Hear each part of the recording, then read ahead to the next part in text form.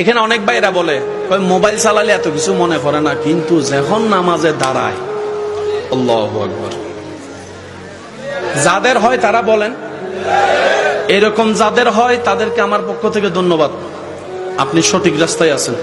এখানে অনেকে আছে না, একবার উজু বানাইলে বারবার মনে সন্দেহ লাগে, এটা তিনবার ধুইছি নাকি ধুই নাই, ভুল হয়েছে মনে হয়, কুলি কি করছি না করি নাই, অজু কি হয়েছে না হয় নাই, কাপড়ে কি ময়লা লাগছে না লাগে নাই। আপনাকে আমার পক্ষ থেকে ধন্যবাদ, কারণ আপনার ভিতরে এখন ঈমানের আলো আছে, তাই শয়তানে জ্বালাচ্ছে। যে ঘরে আলো নাই সেই ঘরে শয়তান।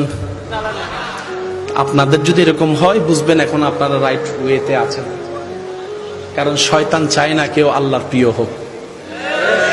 আমি কি বুঝাইতে পারছি কথা? তো এরকম হলে মন ছোট করেন না যে নামাজ ঢুকলামই সব ধরনের চিন্তা চলে আসছে। আপনি শুকরিয়া করবেন, আল্লাহ আমি